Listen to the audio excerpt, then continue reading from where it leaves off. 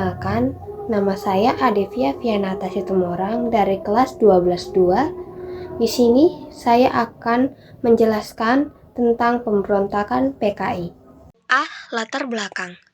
Partai Komunis Indonesia atau yang disebut PKI mengalami kejayaan pada pemilu 1955 menjadi salah satu partai dengan suara terbanyak. Keberhasilannya didukung oleh program-program yang menarik simpati masyarakat seperti reformasi agraria, perbaikan kesejahteraan buruh, serta kebijakan yang dianggap pro rakyat kecil.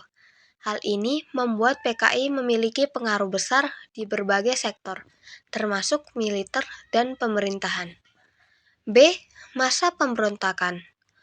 Tokoh-tokoh pemberontakan PKI adalah 1. Dipa Nusantara Aidit, 2. Musso, 3. Amir Syahruddin, 4.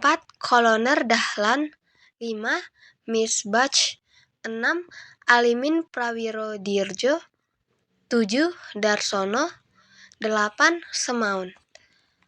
Tujuan pemberontakan PKI adalah 1. Mengubah sistem pemerintahan Indonesia menjadi negara komunis. 2. Menghapus dominasi kelompok anti-komunis dalam pemerintahan dan militer. 3. Menguasai angkatan bersenjata sebagai alat kekuasaan. Pelaksanaan pemberontakan PKI adalah 1.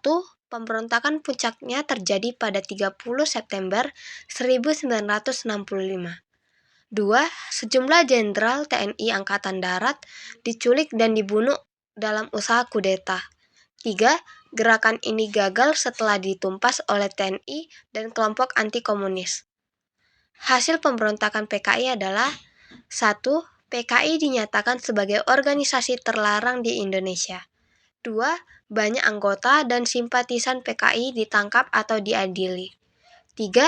Jatuhnya pemerintahan Presiden Soekarno dan awal Orde Baru di bawah Soeharto. C. Kesimpulan. Pemberontakan PKI membawa dampak besar bagi Indonesia. 1. Politik.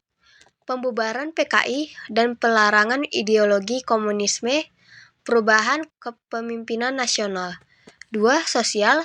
Stigmatisasi terhadap orang-orang yang dianggap terkait dengan PKI. 3. Ekonomi.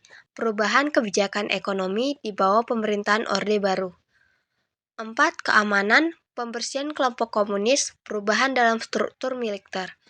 Peristiwa ini menjadi titik balik sejarah Indonesia dan membentuk lanskap politik yang berlangsung selama puluhan tahun berikutnya.